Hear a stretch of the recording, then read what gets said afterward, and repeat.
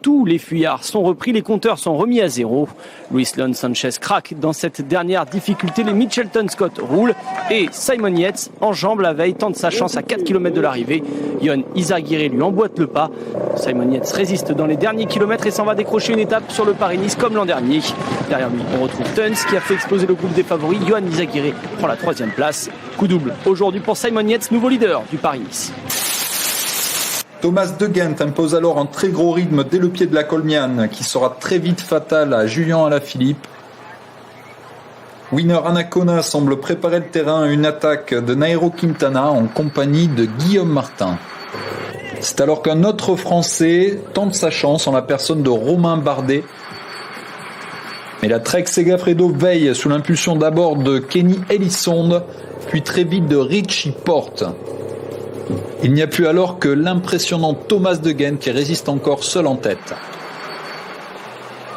Nairo Quintana décide alors sous la banderole des 4 km de placer son attaque et personne ne peut le suivre.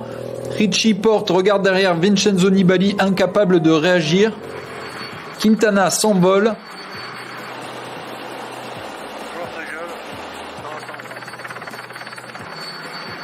Nibali tente alors de réagir avec Thibaut Pinot dans sa roue. Quintana, impérial depuis le début de saison, dès que la route s'élève, fonce sur Thomas De Gendt. Mais attention, c'est Tiesj Benoot qui à son tour secoue le contre. Cette fois-ci, ça pourrait être dangereux pour le maillot de Maximilian Scharmann, puisque Benoot est 2e au classement général à seulement 36 secondes. Scharmann est incapable de réagir. C'est peut-être la victoire de Paris-Nice qui s'envole, alors que Quintana s'impose sur cette étape reine. Il va falloir déclencher les chronos. Benoot va prendre 6 secondes de bonification sur la ligne en passant 2e. Il faut que Scharmann arrive en moins de 30 secondes. Mais très vite, on aperçoit le groupe derrière. Il y aura moins de 30 secondes, c'est sûr.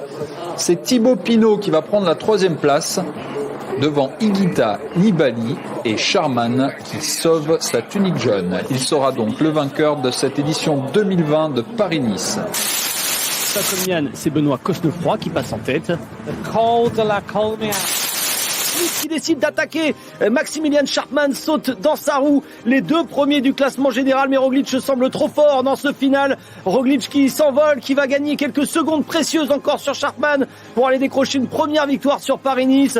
Peut-il aller chercher Madère qui est là maintenant alors que la ligne approche. Moins de 100 mètres à présent et le Slovène qui saute. Le Suisse pour aller chercher une 3e victoire sur ce Paris-Nice 2021. Quelle déception pour Gino Madère.